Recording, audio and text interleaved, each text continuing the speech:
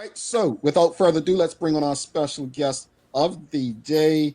Uh, Hello, Miss Talina Murphy. Welcome to the show. Good morning, everyone. How are you today? We're Hi, good. T. Not too early for you, is it? Hi. No, actually, today, on a normal day, I would have been on the beach or on my way home. I would have already been exercising and started Ah, my day. okay, she clarified it with exercise because I was like, man, when did she- some people think that's how Bermudians generally live. So I don't want that stereotype to continue. Like all we do is sit on a beach. We don't work. We don't do anything. But yeah, No, we do stuff. You have to get up early. You have to set your day. Otherwise, nothing's going to get done. I need all of the 24 hours to get everything done. do you, sorry, but do you swim mornings or do you just go running on the beach? You know what? I want to. I see people out there swimming, and because I walk up and down with my sister, I feel like afterwards we need to go swimming because it just looks so inviting. But it's just, I feel like I have so much to do at the day. I don't even want to get. I don't want to do it, but I'm gonna do it. We discussed it, and we're gonna try it. It looked great. Yeah. I'm sure it looks appetizing. Well, thanks Yes. again for joining us and congratulations on your new venture. I Thank first you. read it on She-Hub TV, which is, Yes. well, someone we know is the Yes. She-Hub TV. We won't call her name, And um, I thank you. but tell us a bit more before we get into the conversation. Just tell us a bit more about Force Multiplier Consulting and exactly what it is that you do. Okay, thanks. So basically, Force Multiplier Consulting, Force Multiplier was always a name that I used or a mantra that I had when I was facilitating training with government, because I believe it is me using all my education, talent, skills, and abilities to impart knowledge or whatever it is you need, the tools and skills that you need to propel yourself forward. So anything that I share with another person is to help them reach their goal. So that's basically the meaning behind the name. And so what I wanted to do was, uh, from last year, I played with the idea of branching out on my own, and I took that leap. Actually, in January, I went to the registrar of companies and I signed a piece of paper, and I felt so good because I felt like, okay, I'm going to do this in January, if you can imagine the time frame. So my business is centered around human resource and business administration and talent development, which encompasses training and organizational development. So it's a myriad of things, but basically to assist others in achieving their goals, whether it be a small business, a large business, or individual. Mhm. So, Talina, this pandemic has led to a surge of unemployment. How Yeah. can people who are employed in vulnerable industries like the hospitality and the tourism realm prepare for the inevitable? You know, this is a tough one, and I do believe that they're going to be dealing with emotions first, right? So the way to do that, it's unfortunately they don't have time to really deal with that. So they're going to have to take control of their situation. And by that, I would think that they should do some reflecting and analyzing of their skills and abilities. And if that means doing strengths and weaknesses assessment or pairing up with someone who can coach them through that and create a development plan, or just look at what training did they do while they were employed and see how they can transfer that into gainful employment, because it may not be, and more than likely will not be, what it was before. So if they were working at, let's say, front desk, or if they were working in food service, they may not be doing that in their next job. So it's what training did they have? Was it customer service? Was it how to answer the phone? Whatever it was, can they transfer that to something else? And so looking at their skills and abilities and putting it on their resume and making sure they can speak to it when they get that interview. Okay, so with the increase of unemployment and the decrease in jobs available, where should people look? Hmm.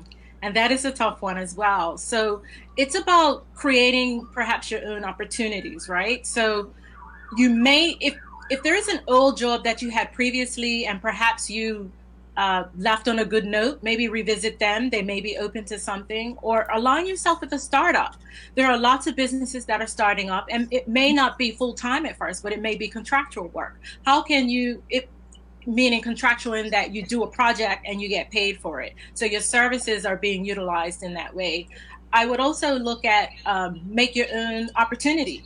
What are you good at? I saw an ad on WhatsApp and someone was selling food. Now I know that may not be what one would think of, but if you're a good cook and people need a good cooked meal, then they're going to want that. I remember someone doing that in college in a dorm on a floor. I thought that was very intuitive and what students want. So whatever it is that you can do and what you can sell, try to branch out that way. Also, you might want to look at, I would say it's a global market, and you might need to barter or how to use your services in such a way where you can get something in return. So if you can create websites, if you can perhaps do voiceovers, or if you can do a skill that's transferable, maybe it's typing or consolidating information and giving it to someone, they may not be able to pay you the market rate, but they may be able to give you a service in kind, just to be able to market yourself in such a way that it could be anywhere.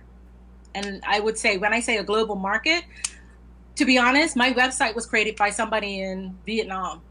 And why? Because I had a good relationship with someone that they knew that I did work for, and I did voiceover, and I used that as capital for them to create my website.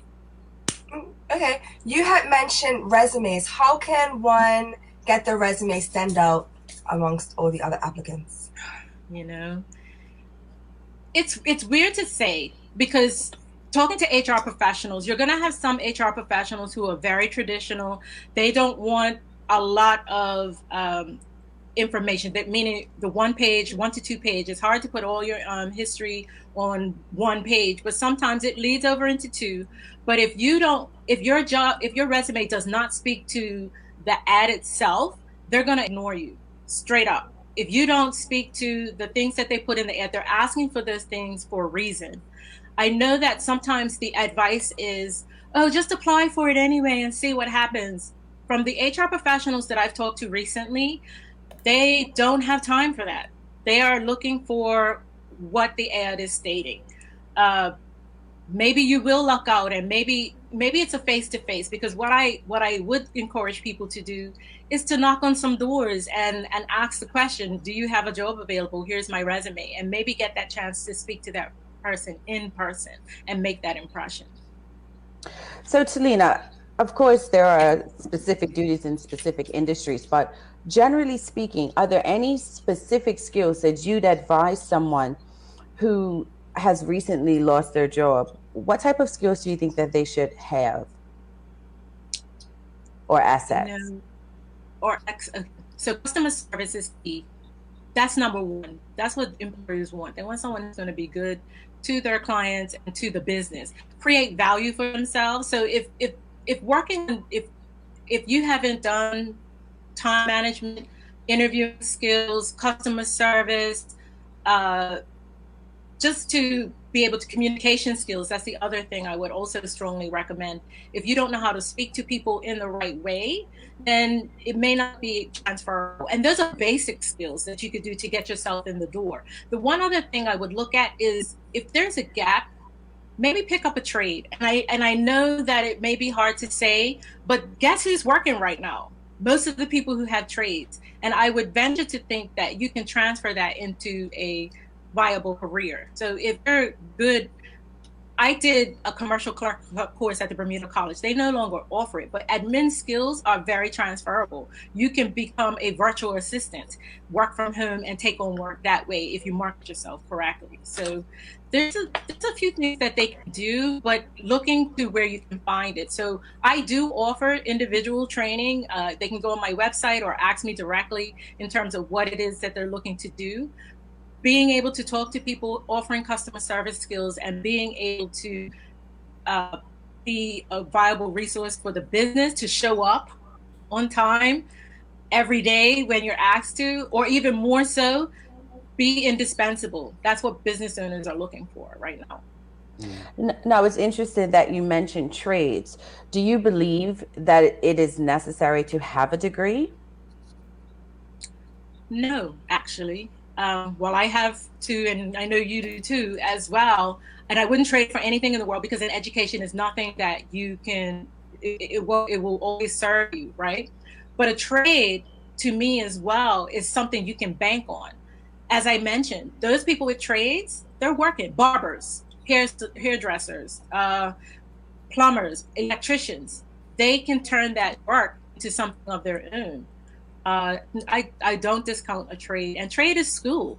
Trade is mathematics. Trade is science, chemistry, all of those things. So I wouldn't discount it as not having a degree.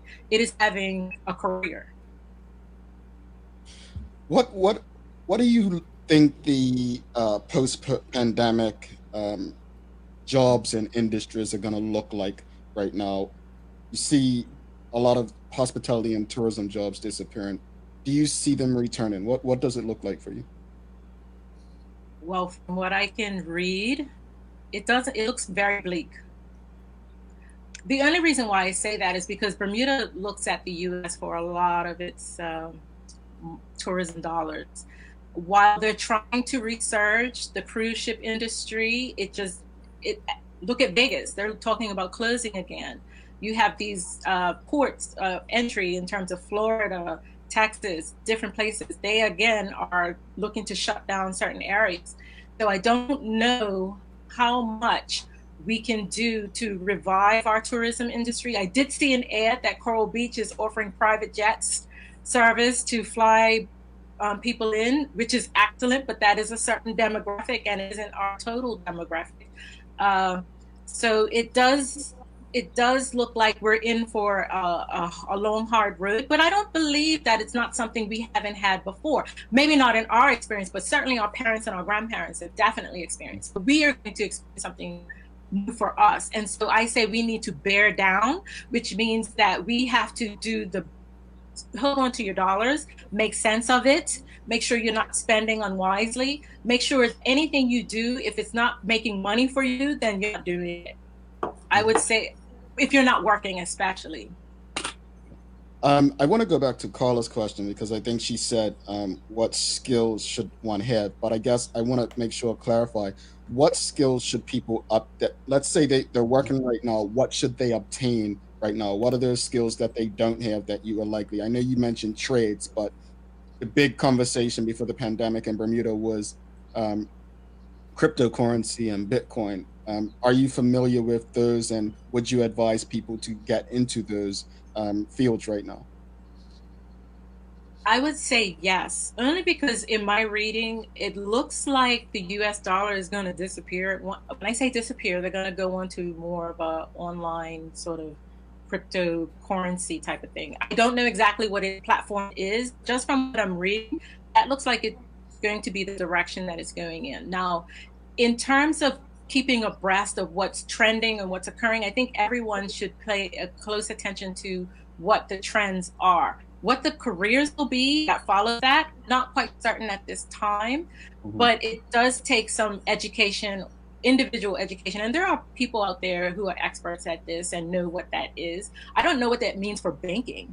I don't know what that means for transferable skills in that sense, but for those, I'm sure, experts who know about that.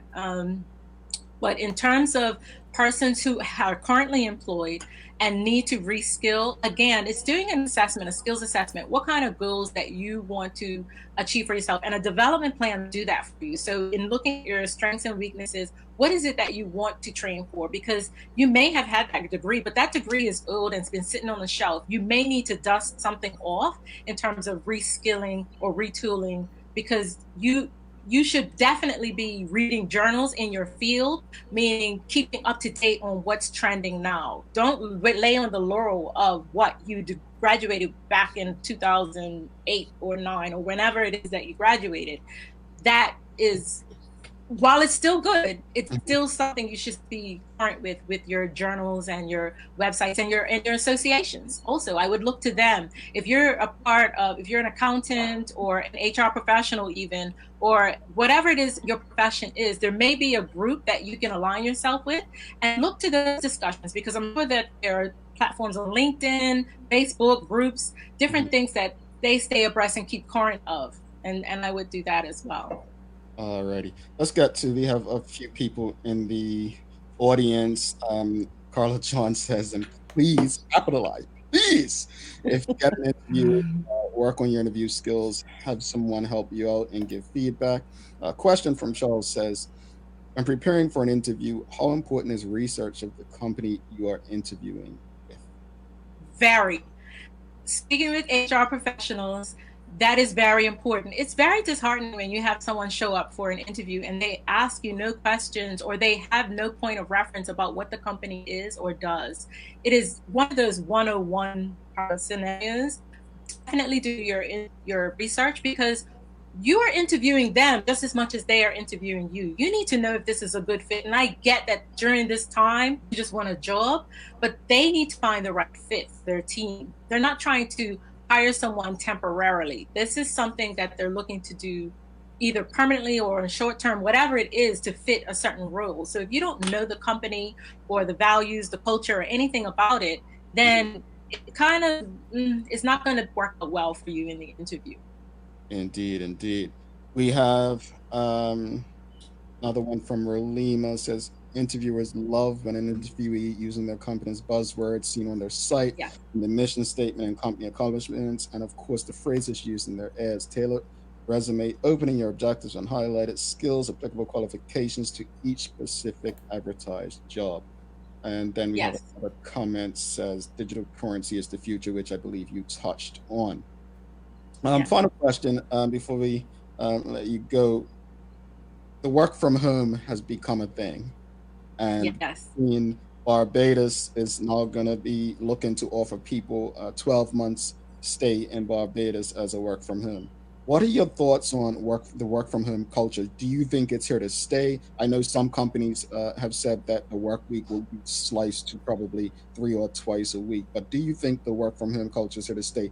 And how can people maintain a level of professionalism working from home, not get distracted by other things? Okay, so there's two parts. So the first part, yes, I do believe work from home is here to stay in a myriad of ways. So it may not, for some companies, as I've researched the US, some companies have closed their doors on their offices and the workers are working remotely.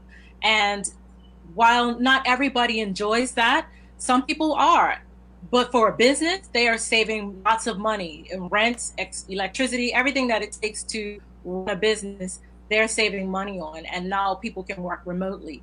To not be distracted while you're at home, it depends on, I guess, what do you have to distract you? Of course, if you have children or a significant other that you're living with, you're going to have to create those boundaries, and hopefully they can respect you for that. Hopefully your job is also, in the sense, if they're expecting you to do the 8 to 5 or 9 to 5 or 6 or whatever it is, be prepared to create that space for yourself. If it's in the kitchen or a room or a closet, some people have converted their closet space, if they have space in their closet, they can convert that into a little office and a little space for themselves with no distractions. I time my day. If I'm working on projects, I set a timer because I have to get up from my computer. I suggest that they get up from their computer, take short breaks. Do not sit in front of your computer for the total 8 hours. You're going to get a headache.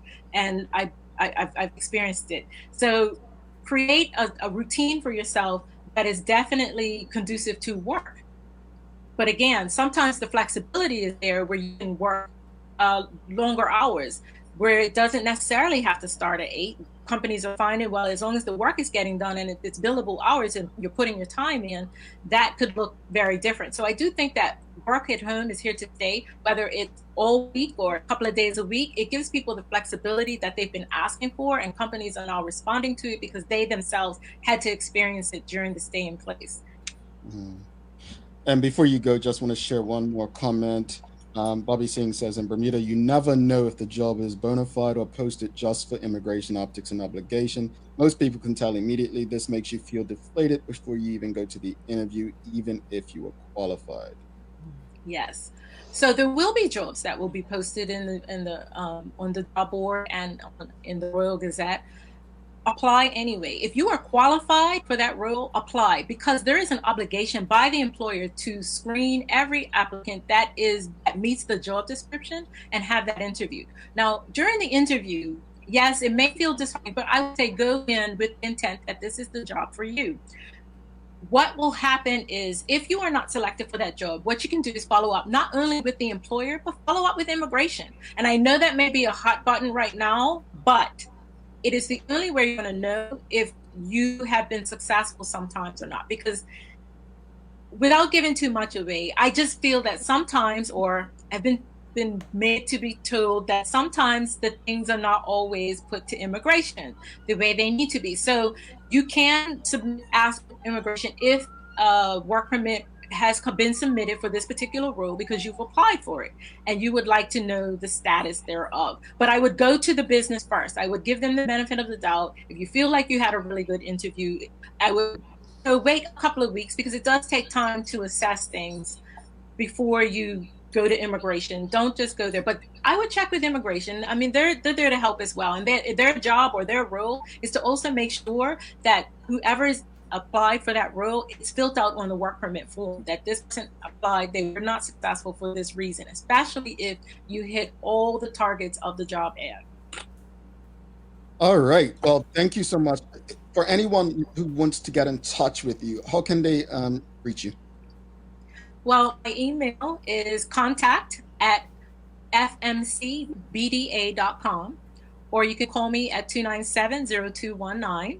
And I'm on Facebook, I'm on Instagram, and I also have a YouTube channel, and I will be posting later today an interview I did with a friend of mine who was my accountability partner during the pandemic, because I needed one to get all my work done. And that's something I would suggest people do as well if they want to stay focused on working that job search like a job. Yeah, an accountability partner, man. Woo! Yeah. Y'all call it. Yeah, they're my accountability partners. They tell me how. Well, good. Yeah. They keep you on track, right? So you got to do what you need to do in order to stay focused. And if it's finding that job that it is that you want, you have to set some goals and some time frames around it. And having an accountability partner, it works. Indeed. Yes. Well, Talina, thank you so much. Really appreciate it. The wealth of information you shared with our audience today. And if ever we can be of assistance to you again, please just reach out.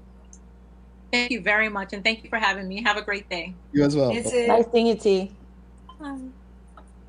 That was good. I appreciate that. And I like that.